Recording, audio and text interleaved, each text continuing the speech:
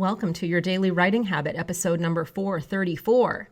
If you're writing a book or thinking about it or trying to finish or promote your book, you are in the right place.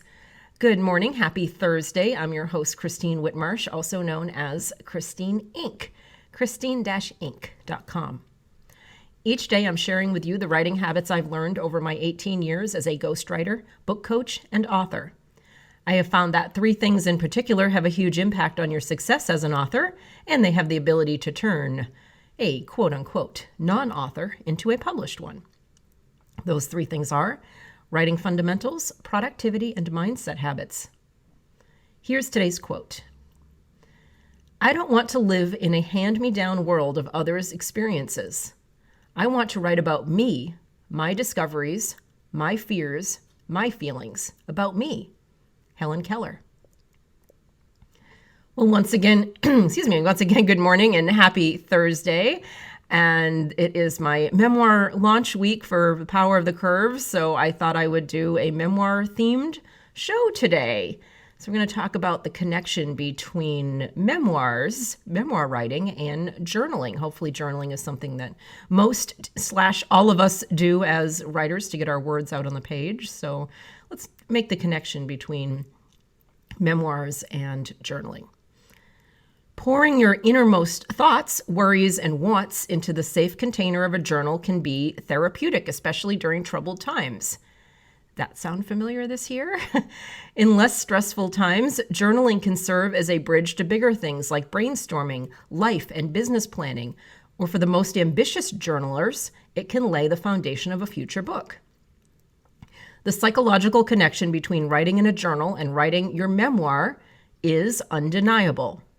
In both writing mediums, there is honesty, vulnerability, emotion, vivid descriptions of your inner and outer life, and often powerful revelations and lessons.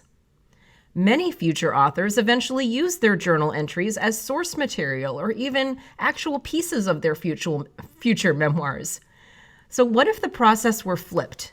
And while journaling, you could increase both the therapeutic value and the editorial strength of your stories and lessons. So here are some ideas I've come up with. Here are 4 ideas to play with during your journaling that you can later apply to your memoir writing. Number 1, when judging your life, be an honest jury, but a fair and compassionate judge. Now, this was tricky for me. I will admit this. Doing my memoir, I was kind of harsh on myself. Some of these chapters of my life, I don't know if any of you have written a memoir can relate. I was kind of like, what is the matter with you? Why did you make those decisions? And everything like that. So be a fair and compassionate judge. Take ownership of your triumphs and stumbles, but without declaring yourself guilty of everything else. In your confessions, you'll find the clarity to move forward. No beating yourself up required. This lesson translates to memoir writing because readers will learn from your life experiences, while also, and this is the important part, they'll also follow your lead of self-forgiveness and moving on. So show them that you're forgiving yourself, you're not beating yourself up, so that they'll do the same for themselves. So something I say here a lot, it's, especially when you write a memoir, it becomes not so much about you and more about them. So if you think about their feelings, you'll tend to not beat yourself up because you don't want your readers to follow your lead and beat themselves up. Number 2, look for opportunities to heal, not hurt. Use your words to explore your hurts, whether inflicted by yourself or by others. Describe your feelings, thoughts, and experiences in detail. Then, use the power of the written word to heal those wounds by finding the lesson, the reason, or even in some cases, just the utter senselessness of what happened. Never underestimate the power of writing to help you see and understand things in life that you'd previously buried away as frustrating and beyond logic and reason. Now, translated from journaling to memoir writing, this is where you have the opportunity as an author to lead others out of that same confusing darkness. Number 3, find the storyline in the situation. In writing, every good story has a beginning, middle, and end. In life, however, those lines of demarcation are usually kind of blurred. It's easy to believe that there is no end in sight, especially during a trying time. Again, sound familiar? Hello, 2020. Through your journaling, though, you have the opportunity to make yourself a character, to step out of the situation and gain an objective point of view. I do this with my memoir authors quite a bit. I teach them the classic hero's journey and applying it to their life story. To enhance the healing power of your journaling, you can do the same. Read up on the subject, first of all, of the writer's hero's journey. That's an important writing structure, the hero's journey. And see how whatever life situation you've been journaling about fits into the structure. So the situation this year, those of you who are familiar with the hero's journey, are we still in the chasm? Have we gone on the other side yet? Oh, my goodness. We don't know about this year, right? So I'm interested to hear what you think about where we are in the hero's journey. But the point is, let the realization that every story has a resolution serve as a light at the end of the tunnel. Pretend you're writing about a character outside of yourself, a life, a world outside of yourself. Maybe this is all happening to other people.